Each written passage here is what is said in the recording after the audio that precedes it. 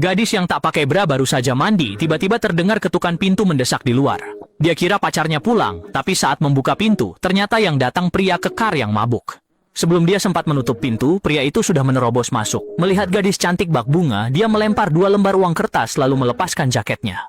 Lalu pria itu mencengkram gadis dan meraba tubuhnya. Saat genting itu, pacarnya yang baru kembali datang, menarik taplak meja, lalu mencekik pria kekar tersebut. Dia lalu menghajarkan pria itu dengan brutal. Xiaomei ketakutan dan meringkuk di sudut. Dengan nekat dia memindahkan meja, menghantam pria hingga pingsan, lalu bersama pacarnya melarikan diri ke kantor polisi untuk melapor. Tanpa sadar sudah masuk mulut harimau. Ketika memberi keterangan terpisah, seorang polisi senior memaksa gadis Xiaomei dengan dalih darah di tubuhnya, melepas pakaiannya secara paksa. Sehingga tubuh gadis itu langsung terekspos habis, dia terpaksa menutup dada dengan kedua tangan. Selanjutnya, pertanyaan petugas bukannya seputar kasus, melainkan topik-topik mesum. Sementara itu, pacarnya juga sedang membuat berita acara. Saat ditanya ciri-ciri tersangka, dia menjelaskan pria itu punya tato bintang hitam di tangan kanannya. Polisi terkejut bukan main mendengar pria itu ternyata sang kapten di kantor polisi. Kapten itu mengamati semuanya dari balik kaca ruang interogasi. Pertanyaan mereka membuat kapten murka. Dia langsung memanggil anak buahnya dan menceritakan kronologi kejadian. Meski polisi lain menasihati agar tak gegabah, kapten tetap tak mau mendengar. Harus membuat kedua pelaku menanggung harga pantas. Mereka keluar kantor marah, melihat lelaki tua melototi serakah yang akan menandakan peristiwa besar. Di sisi lain, pacar di lobi tiba-tiba tertarik pada sebuah foto. Saat diperhatikan lebih teliti, si binatang tadi tampak jelas di foto itu. Barulah dia menyadari Jing Yuan rupanya berpihak padanya. Pacarnya berlari menerobos ruang interogasi, dihentikan petugas pintu, lalu mengintip lewat celah.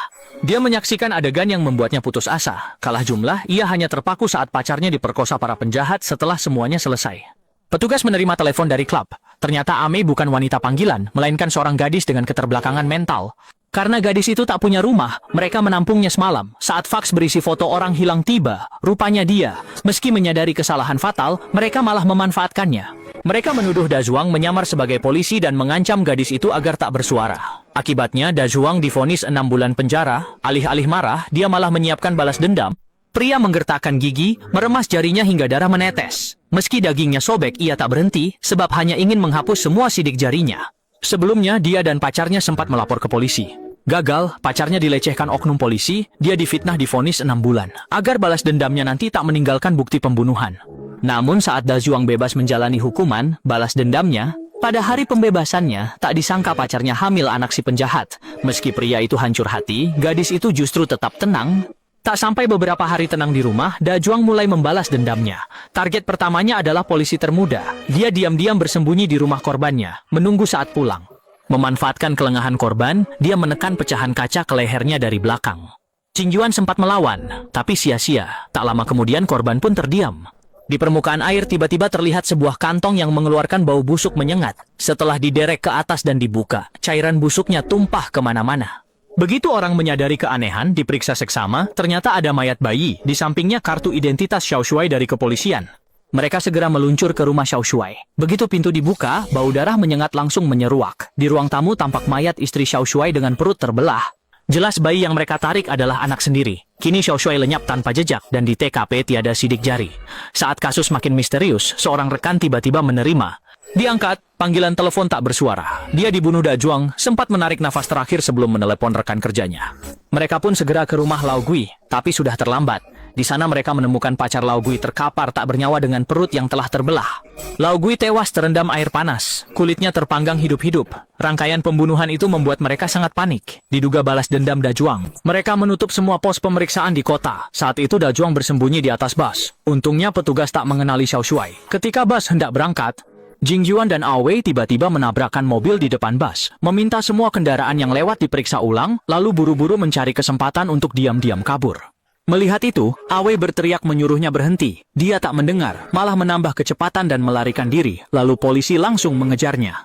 Da Zhuang akhirnya tertangkap dan dibawa ke kantor polisi. Meski petugas memaksanya mengakui, mereka tetap tak punya bukti untuk menuduhnya. Segala metode interogasi itu tak berguna. Jing Yuan marah, menaburkan paku payung di atas meja, dan bersama-sama menekannya sampai menusuk kulit dan daging Da Zhuang.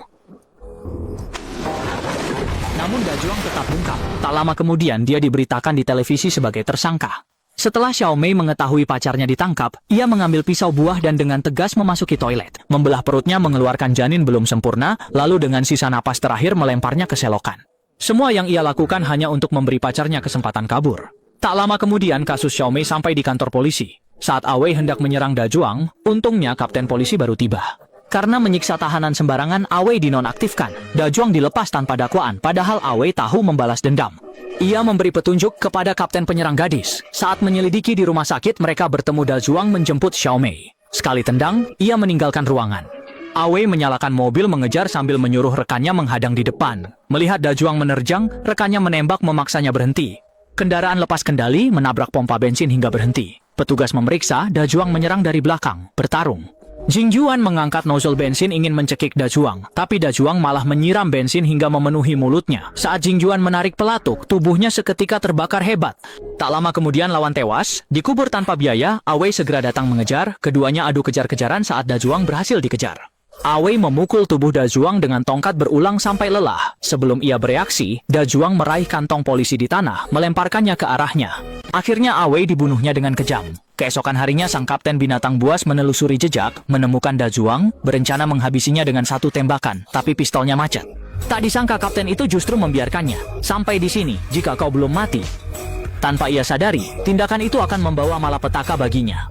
Beberapa tahun kemudian, Dajuang yang masih hidup tak sengaja melihat pria itu di televisi. Ia kini menjabat direktur panti rehabilitasi. Dajuang langsung menemui pria binatang yang jadi direktur, dan ia bahkan mengajaknya minum teh. Nyawanya melayang ditembak bertubi-tubi oleh Dajuang, namun dentuman mengguncang anak di sampingnya. Dajuang teguh membalas dendam, kebaikan dan kejahatan sama punya pemimpin. Film ini berakhir di sini.